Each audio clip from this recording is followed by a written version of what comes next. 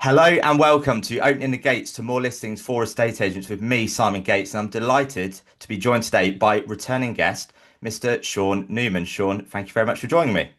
Yeah, thanks for having us.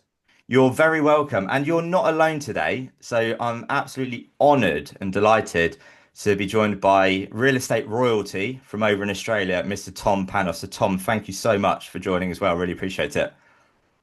Thank you, Simon. It's an absolute pleasure to be here, and I'm glad I'm joining Sean as well. Two great, amazing. I believe that you've both got. Not only do you do the work that you do, you're seen as great thought leaders in your country, and so it's a pleasure to be joining you as a third pilot, if you'd like to say, on Brilliant. this flight. Well, no, really looking forward to meeting you on the 3rd of July, and we'll come back to that later on in terms of the Estate Agent Success Summit that's happening. But to start with, Tom, I am going to quiz you, and I did not prepare you for this before we hit record. So to start with, does the 6th of November 2013 mean anything to you? 6th of November 2013 does not symbolize anything to me as I'm thinking of that date. I cannot think of it. It's not like a birthday. It's not like a wedding anniversary. It's not the day we went into lockdown in Australia, right? So no. So I'm not trying to get you into trouble with family by you forgetting anniversaries or birthdays. It's actually the date that the first episode of Million Dollar Agent podcast got released. Well, so I did know it was 2013. Uh, but wow, that's amazing. And I still remember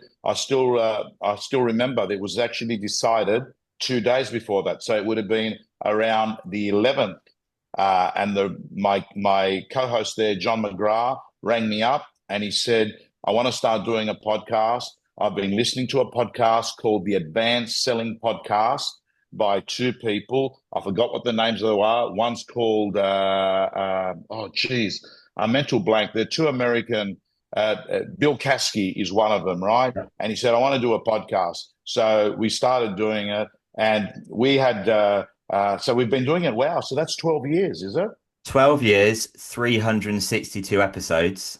And it's really interesting, Tom, that you say that John had messaged you or rang you 2 days prior and said, let's do it. Because I have this big thing in the UK at the moment. I get a lot of agents say, what separates like the great from the good? And I say the gap between idea and execution is minuscule. They have an idea, they get on with it.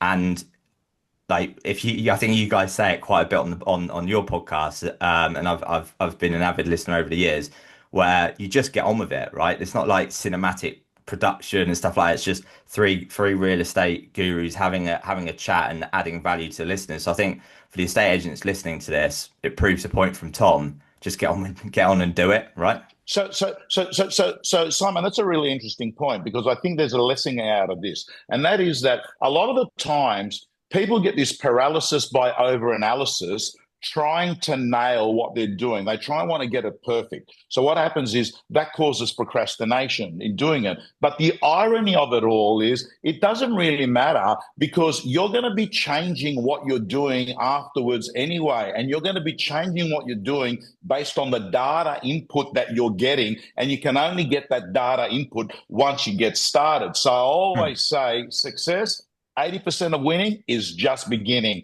Don't worry about getting it right because you'll be changing it after one or two or three or four episodes, right? So just get started.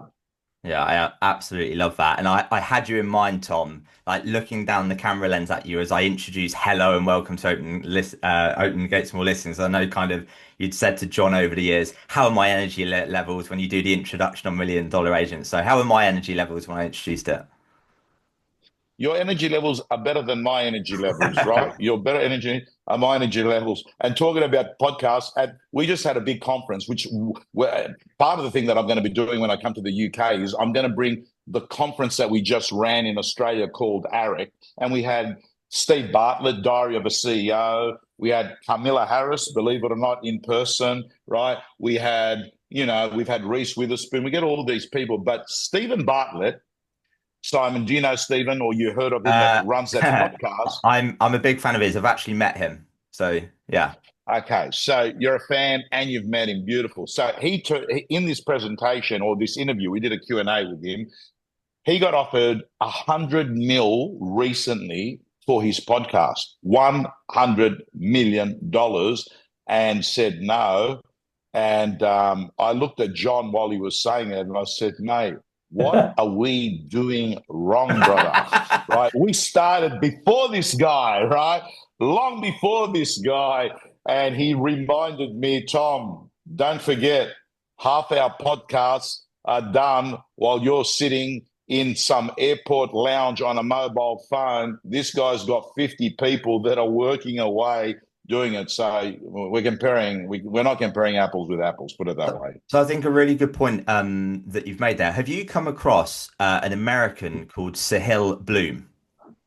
No, I haven't. So I would strongly recommend you have him as a speaker at a future ARIC conference. He's unbelievable, Tom. He's released a book recently called The Five Types of Wealth. And one of his best friends, actually Tim Cook, CEO of Apple. It's quite a funny story where Sahil Bloom was going to the gym every day at 4 a.m. And there was this guy who would always nod at and go, morning. After 6 months, someone said to him, do you know who that is? He went, no. He's like, that's Tim Cook, the CEO of Apple. He's like, oh, it's just a guy I say morning to in the gym in the hotel. And now he's one of his like best friends and advisors. I was fortunate enough to see Sahil Bloom speak a couple of times in the UK when he was over from America. Got to meet him, and he's incredible. Honestly, you would absolutely love him. But the reason I share that is that he has a great point, which is don't let optimal get in the way of beneficial. So like the Stephen Bartlett Well, I like podcast that. with 50 people, and when you look at the behind the scenes, like it's crazy. Like they found that in terms of putting certain music on for guests, they'd research the guests, know what music they like, put that music on in the green room, and they get better conversations because the guests are relaxed. Certain candles or diffusers, stuff like that. Whereas like you said with John, you're in an airport, you're on a phone, beneficial rather than optimal there. So I think that's such a powerful point for again the estate agents listening. They're like, I want to get my 100%. logo perfect. I want to get this video perfect. No, just get on with it. Just do it. Never let perfect get in the way of better. And I'll tell you one thing I've noticed about my own self. Perfectionism has been a bad thing for me. I've got better over the years because perfectionism is married to procrastination. If Mhm. you really think about it, right? They're married to each other, right? And, um, you know, like my daughter once said to me last year, she was finishing her final year, the youngest daughter, and she said, but daddy, anything over 51% means that I could have been doing things with my time that would have been better and still got through what I needed to do. And I sort of get that concept, you know. Um, but yeah. Anyway, I'm going to look him up. I'm going to look him up. I'm always looking for great speakers, you know. I promise you'll love him. It's got a great social media. Does a great. I think he releases his email a few times a week, and the book's brilliant. So yeah, strongly recommend it. So you mentioned about how you've recently had Eric and Kamala Harris, Stephen Bartlett, I think Tim Grover, Maurizio Umansky. So some huge names. And as you said over the years, like people like Reese Witherspoon, like before hearing you, John and Troy talk about Reese Witherspoon, I didn't realize like this business empire she's created. You just think she's an actress, but my God, like it's incredible what she's done. So, in terms of like all the Arics over the years, if there was one moment that stood out to you where you go, wow, oh my God, like that hit you right between the eyes, what would it be? When I ask that question, what's the first thing that comes to mind? And I can't remember the speaker that said it, but it was many, many years ago. And I was sitting there in the audience and I wasn't. So I've been hosting the event for 22 years, but it happened before 22 years. I was sitting there in the audience and someone, it was a female speaker, she said, yo, you know what the problem is? You know what you know, but do you do what you know? Mhm. And for me, it was a bit of a wake up because I was one of these people that would always look at things with whether I knew the information. And after that day, I thought to myself, It's the application of the information that actually gives you a return of an investment in life. Like, it's not knowing it, it's actually doing it. Like, knowing how to read does not mean that you'll pick up the knowledge out of the book if you don't read it. Sitting at a training workshop, like, you sit at a training workshop, it's the execution, not the ideation, that is actually value. Ideas without execution are in fact delusions, if you really think about it, right? So that for me was probably that, because I remember I actually ended up doing something about it. That 12-month period after ARIC, I kept on saying to myself every time, I know that, but what am I doing about it? And I actually went off and I actually transformed a lot of my life, including my health back then. Really interesting. There's a common theme here of um yeah, just being action takers. And it's really bizarre because at the end of 2022, I was on a webinar in a job I had at the time.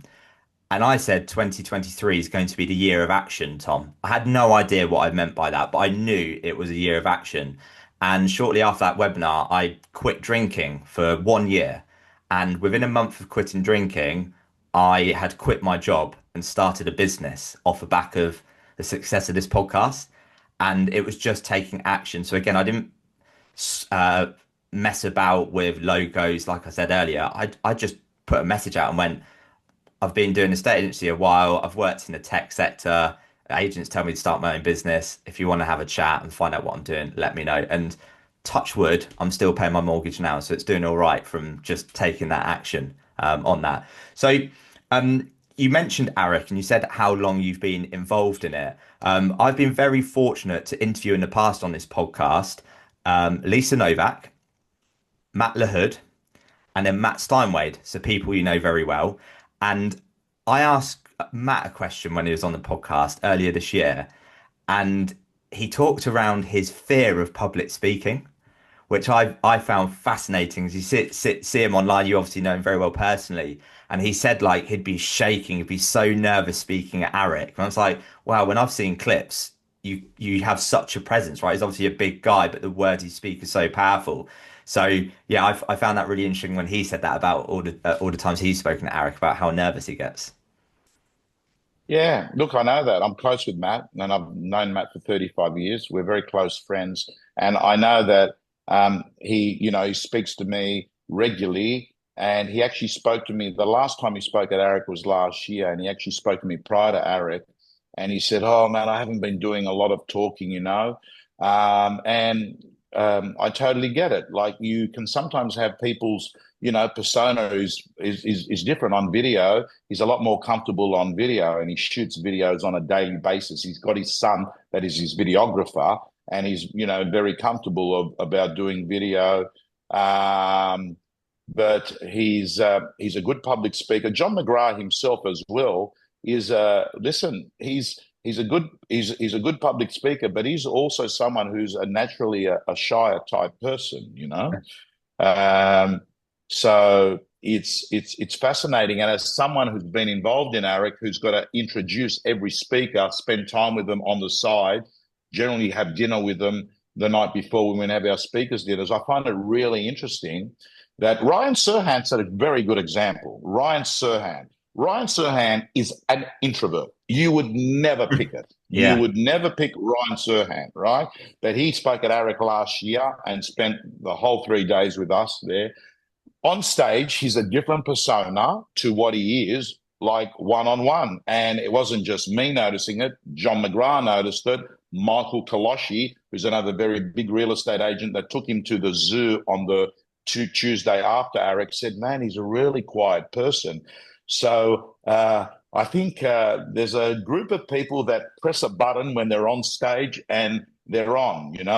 And there's a group of people in real estate, estate agents, who actually can actually press a button when they walk into the living room, into a house, and actually are pitching for the business, doing a valuation or a listing presentation, whatever you choose to call it, that they put on their persona. And it's like your Fowler jersey behind there. They on the field for 90 minutes, we're on. Yeah. Bang. John, Right. Yeah. a couple of things on what you just said there, Tom, actually. I am a big introvert. So when we hit record and like I'm on it, it's like that game face, as you say on the podcast, grand final day kind of thing for me. When I met Stephen Bartlett, meet and greet before he was doing a touring event, I couldn't believe how awkward he kind of seemed to start with. I was like, wow, I was expecting this like I don't know, imposing figure to dominate the conversation, be quite alpha. And I was like, wow, I felt like I kind of went in leading it. I don't know if it's because he would have met loads of people, but when he went on stage, it was what you just said. It was game face, like he was on it. I'm going to selfishly ask a question now because I am one of several warm-up acts for when you are in the UK for the 3rd of July for a Stage and Success Summit. So what advice would you give to me in terms of speaking in front of a crowd of estate agents to get the most out of them? It's so much easier to speak about topics that you're good at and you like. And the reason I say that is um, the listeners that are there can actually tell whether this is a guy that has rehearsed to do a presentation or this person, that's him. Mm, This is who he is. He believes in this, right? And that energy of belief, it's a bit like the wind from the stage. It goes to the listeners and they can feel it. So, number one is the topic that you're talking about is super critical, right? Because if it is something that you believe in, it's going to be effortless, it's going to flow, and people are going to feel like he's all in. This is not a fake performance. The second thing I would say is that on a stage, you've got to tell stories. And the reason why is stories sell, but facts tell. When you're on a stage and you have a PowerPoint button and you say, oh, 76% of people do this and 37% of people do this, that might be accurate. It's data that is true, but it does not sell as much as a story, right? mm, And the reason why is if you just picture a movie, when you're watching a movie, the reason that you're going to cry in the movie Notebook, or I only bring up Notebook because it was a film that I watched again on a plane the other day, and it was really sad. And then I thought to myself, man, why are you getting sad? mm, Like, this guy's an actor. He's getting paid to say lines. But when you're watching the story, you picture yourself being in the story, mm. right? So to me, telling stories are very important. I think if you can make someone laugh, entertainment, it's actually adds to it. And I think a really important thing, Simon, is finish powerfully because there's a thing called the peak end effect. Yeah. And the peak end effect is that in a 30-minute presentation, not all 30 minutes are of equal value. In fact, the last minute is the minute that people take the most with them. And this is really important because moving away from you and speaking on Summit on the 3rd of July, but if you actually look at what does this mean for an estate agent who's listening to this, the last interaction that you have, let's say a buyer, the buyer, that last meeting, which we call in Australia the final inspection before settlement, right? Yeah. That last meeting is critical because you could have done everything perfectly, but in that last meeting, if you stuffed that up, showed up late, didn't give them time to have their final look, didn't follow through with something that they may have asked, they walk away into their community with that information. Alternatively, if you knock them out in that last minute, that last there, and you say to them something along the lines of, hey, I want to let you know, as of tomorrow, you're going to be moving into my Client for Life program. And as a Client for Life client, you're getting this gift. And you knock them over with an amazing gift. And you say, and by the way, I want to let you know, when you're a Client for Life, you get a health update on your asset every year. Let's lock it in right now. and you lock that in. You've locked in a valuation next year this time. You sell 30 houses, you've locked in 30 appraisals for the following year. And you're moving your client into the community, and they're going to be raving about you when they're talking to their new neighbors over the next 3-6 months. So make sure, Simon, you finish strong with that peak end effect. I absolutely love that. Thank you. Kind of a line I have is turn stats into stories. So Sean will attest that I'm a massive data geek when it comes to the UK property market. But I would like to think that, yeah, I turn those stats into stories. I think we talk a lot about, you don't get a second chance at a first impression, which is, of course, obviously very important. But I think what you just shared there was just unbelievable about the lasting impression as well. It's equally as important, if not more important, than first impression. So absolutely love that. Sean, I'm going to come over to you now. So, Tom, I recorded a podcast with Sean for this very podcast. He was episode 15 in October 2022 that got released. Now, I don't know what it was like for the market in Australia, but in October 22, and we probably recorded it maybe a month or two prior, uh, property market wasn't in a great place in October 22, was it, Sean? We had Liz Truss and the infamous mini budget, interest rates skyrocketed, and property market wasn't very good late 22, 23, was it, Sean? No, that's right. That's right. No, it's a difficult time. Difficult time. So what were you to blame for? Because it seemed to happen when you came on my podcast, everything went to shit, quite frankly. No, it wasn't me. But it does highlight the strength of the good estate agents to deal with those situations, because if you know what you're doing and you can deal with different markets, and that's where the experience and the knowledge and the skills and learning from Tom and other great speakers, you're prepared for those situations. Well, you've seen now, I think in your career, you would have seen the sort of, what was it, late 80s, early 90s, the 08, 09, and then you saw that at the end of 22. So you've seen a few different difficult markets there. And it's funny, I find that the agents in 24, 25 who've had great years were the ones who doubled down on training, doubled down on marketing in 2023, whereas ones who took their foot off the gas, they're sat there now going, I'm not very busy. And just some interesting data for you, Tom, and to share with you, Sean. So we're recording this in at the start of June. In the UK, we've had the best month for new listings since August 2020, best sales month since April 2022, the best May for sales in 4 years, and Land Registry it has said UK house prices at the highest they've ever been. So there's lots and lots of positives there, but we have a real issue in this country at the moment, Tom, with price reductions. So of course, if we were talking to the public, we wouldn't say reduction, it'd be realignment, adjustment, repositioning, etc., etc. But in the UK, last 2 months, 100,000 price reductions each month, which is insane because in terms of completed transactions, normally get around 1.1 million, roughly speaking. So if there's 100,000 price reductions every month, it's like for every house that sells, the estate agent is having to reduce the asking price on the property portal. So the question I want to ask you, Tom, is there's a real issue with sellers wanting too much money, estate agents sort of overvaluing.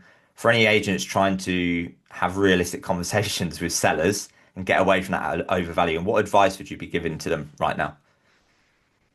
Okay, so firstly, Simon, let's just say it's not just in the UK and it's not just in Australia, it's actually everywhere in the world. There is one common denominator, and that is vendors think their house is worth more than it is.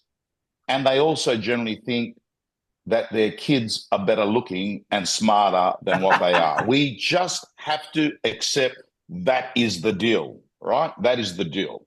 So price reductions are not the opposite of success. They are part of success. We must make the assumptions that one of the jobs an estate agent has got is to narrow the gap between buyer and seller. Do you honestly think we were going to have good estate agents can make, like the best estate agents can make as much as The best estate agents will make more than the Prime Minister of the UK. They'll Yeah. make like significant. Do you honestly think you're going to be able to make that money like so easy? If it was that easy, everyone would be an estate agent in the UK. It's having the ability to narrow the gap. So, to answer your question on how do you do that? Well, number one, it's going to be very difficult to narrow the gap if you literally go in there and overprice and lie to the seller at the time of getting the business. So you're not going to go and say to a seller, hey, I guarantee you I will get you 500,000 for your property. What you will say is something along the lines of this. I know that you'd like to get 500,000. And I need you to know that my job is to go off and find someone who has the same view on value as what you do. And I want to let you know, my company and I would be over the moon to be aligned to get you that and more of that. My comparables are telling me it's closer to around 450, 470. But I don't care about comparables because you're not hiring a valuer, you're hiring a house price maximizer. That's my job. That's my job. And my job is to go and aim for the sky. We're going to have buyer intel coming in, and my job is to interpret that buyer intel and to make changes based on that buyer intel. But we're going in there to get you top dollar. I'm a house price maximizer and not a commission minimizer. And that's a very important thing as well, because it's really hard to actually hire a house price maximizer and a commission minimizer. They're generally not the two estate agents. The best agent and the cheapest estate agent are generally not the same estate agent, generally not, right?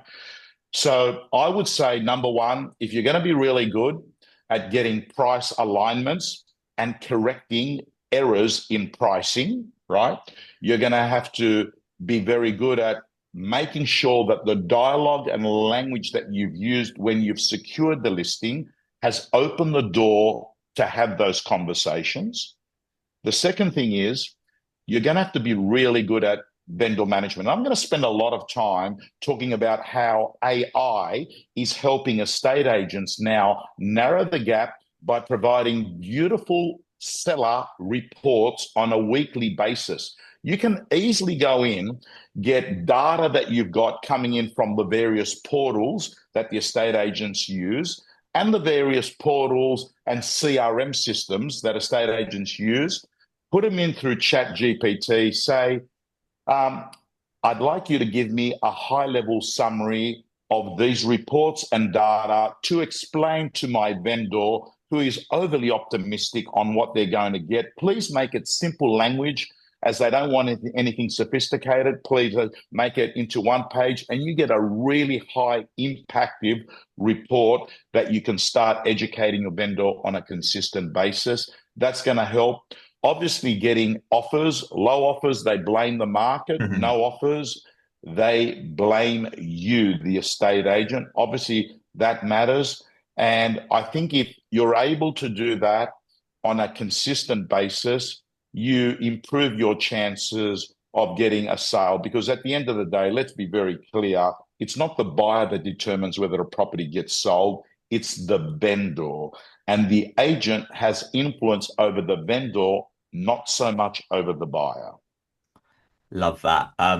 Absolutely love that. So a couple of things there for the agents listening. Rewind that, listen to it over and over again. It was fantastic. And you've obviously, that's not the first time you've said that, Tom. And I think it made me think of practice in private, perform in public. Like any agents listen to this, if they go and try and replicate what Tom has just said on the public straight away, it's not going to work. It's not going to have the same delivery. Go and look in the mirror, rehearse, rehearse, rehearse, and then go and do it. So Simon, I get a lot of practice, but I'm out there in the field. So every Saturday, I've got to narrow the gap in an auction situations with my sellers. So I think I say this every Saturday, 13 times. Mr. and Mrs. Seller, I might hurt you with the truth, but I'm not prepared to comfort you with a lie. I will always tell you what you need to hear, not what you'd like to hear. So I set them up essentially saying, hey, I can sugarcoat this and make you feel really good, but it's going to be lies, but I'd rather hurt you with the truth, right? Um, yeah, I think, listen, Simon, I'll be honest with you. I think a lot of estate agents make it bigger than what it is. It's not so hard to actually tell an owner, hey, this is the reality. Listen, compare that to a doctor. And I've Mhm. recently had to go through it again. Compare it to an oncologist. An oncologist has got to sit there and say to someone, hey, I've got bad news. The chemo's not working. I'm sorry. I don't know what we're going to do.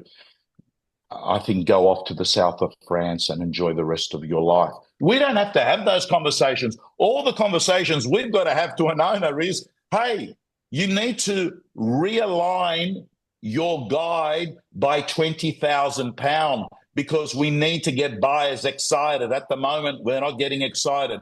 How open-minded are you if we realign by 5%? That's the depth of our conversation, right? So true. My mum works in a hospice and has done for I think 20 years now, and she'd be there at some really difficult and challenging times for families as they say goodbye to loved ones. And I'm like, if I have to ring up a seller and say we need to realign the pricing strategy, very easy conversation compared to ones my mum has every day. So Absolutely. yeah, very powerful. Um, right, okay. So a couple of things. In fact, Sean, now that I know that, I want to spend a lot of the time at the conference giving the estate agents the exact dialogue, the exact templates that they can use to help an owner actually say, yes, drop it, drop it. I want to drop it, right? I'll get your owners actually ringing you up because what we do is we set owners up for realignments. We don't go there and say, drop your price. We say, hey, I'm letting you know if this doesn't happen in 7 days, and if this doesn't happen, it means buyers are not seeing value and we're going to need to discuss it. So we actually set it up because let me tell you, it is the unexpected that hurts the most in life. So what we do is we make it expected.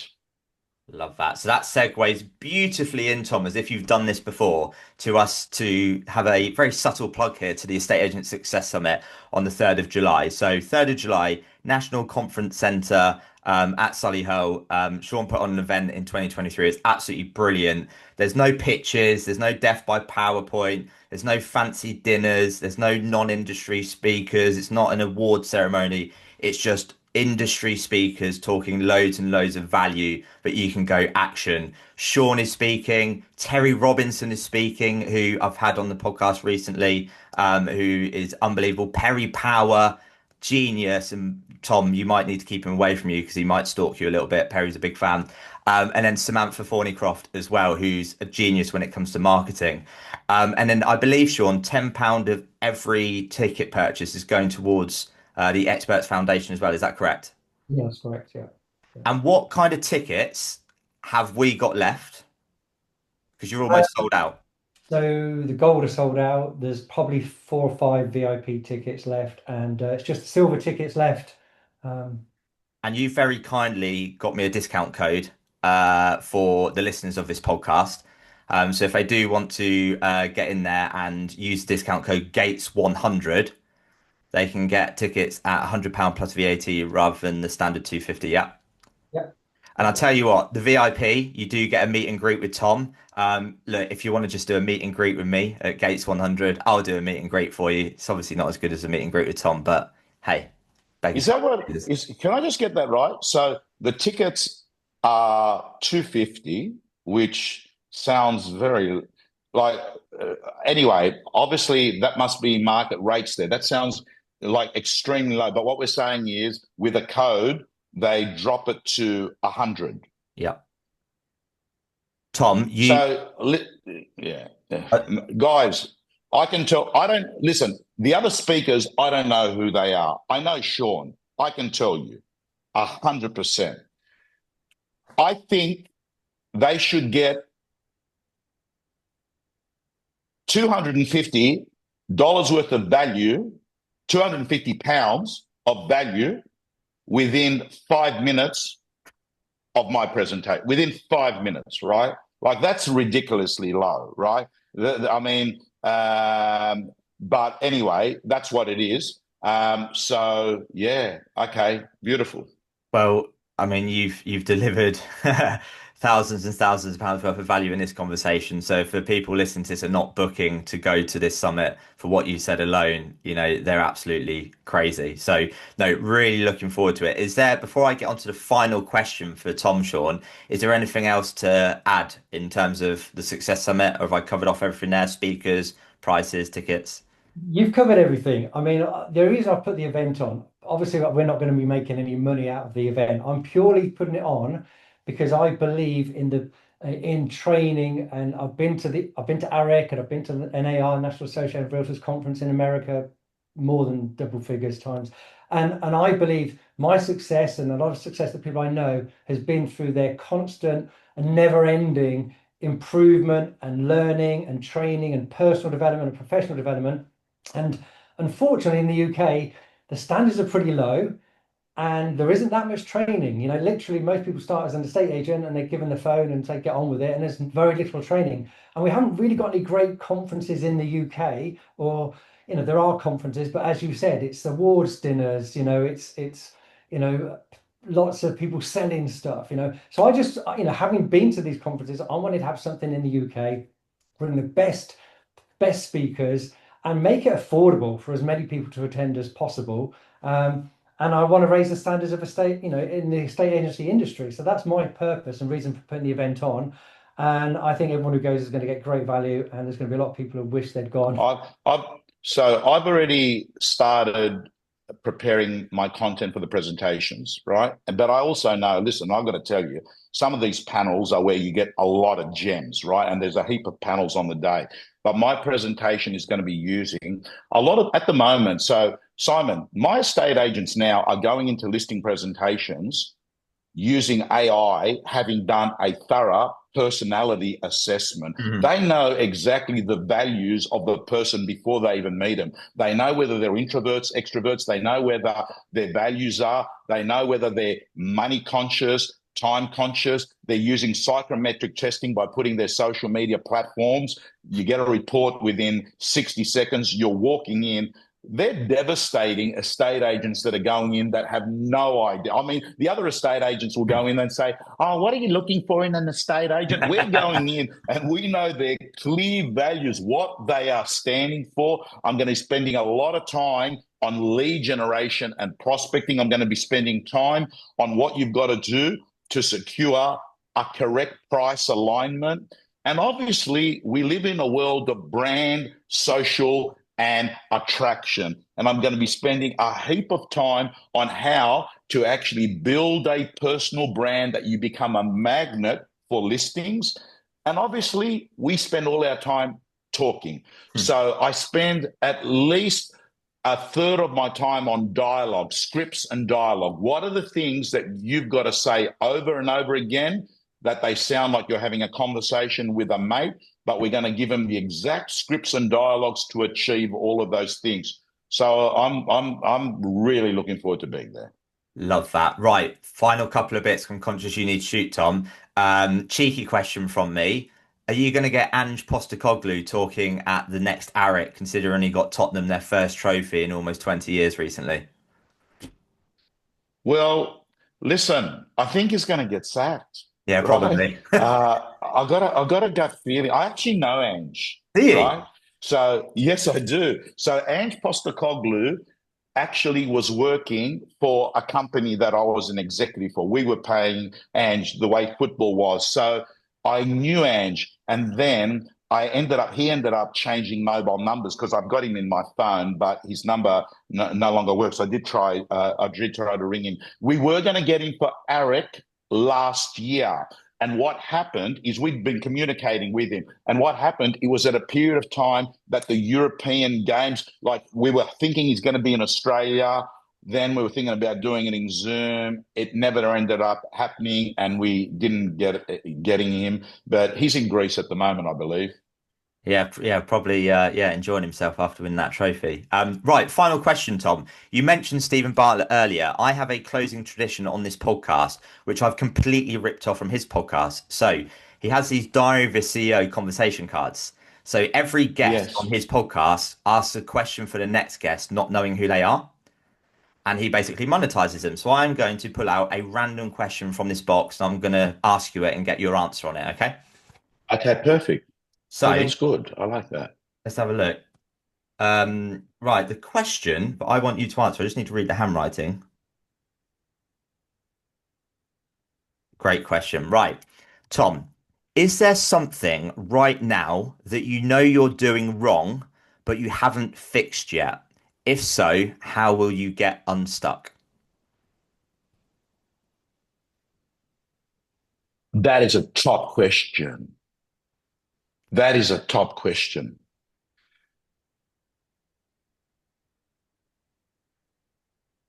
Yeah. Right now, what's happening is so I've been winging my video strategy. I had a videographer, right, and then what happened is unfortunately I got cancer. So the reason I was being a bit coy with Sean. If you remember, I was saying to you, I'm waiting, I can't, I'm waiting for something, right? I copped the cancer relapse my fourth time, right? And what happens is like that was in at Christmas time. And then I went into treatment and I was keeping my fingers crossed it was going to obviously work, which it has. Otherwise, I wouldn't be here. And then in the meantime, I went out of track with the video content person I had. And I actually said, listen, man, I'm just not in the mood. So what's been happening is the amount of my video content, the frequency is not being there, and I haven't been pulling the trigger out. I need to get back a full-time videographer to be with me all the time, right? Because you can capture content. And what am I going to do to actually fix it? Well, I spoke to one of my staff and I said, when I get back from Europe, we need the person started. So there is a goal that we're going to have a full-time videographer on board again. I've got a video team that is outsourced. They work with me all the time, Content House.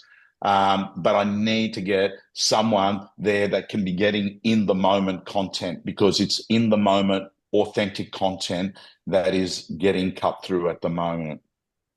Love that. Brilliant. What a brilliant way to end. And again, for anyone listening, if that does not whet your appetite to get booking tickets for the 3rd of July, I don't know what will. So thank you so much for your time, Tom. As I always say at the end of these podcasts, make sure to like, review, subscribe, share. And that just leaves me to say, Tom, thank you so much for being an exceptional guest and look forward to seeing you on the 3rd of July. I'm pumped. Looking forward to seeing you, Simon. And Sean, you're an absolute legend. I'm looking forward to hearing you speak. Mate, this guy's audio matches his video. If you want to talk about a guy that's learned to master the art of a philosophy that I have, which is ELF, effortless, lucrative, and fun life, he's your man. And I hope you talk about it, right? Because deep down, man, you only get one life. Make it one by design, not one by accident. Yeah. Brilliant. Thank you, Tom.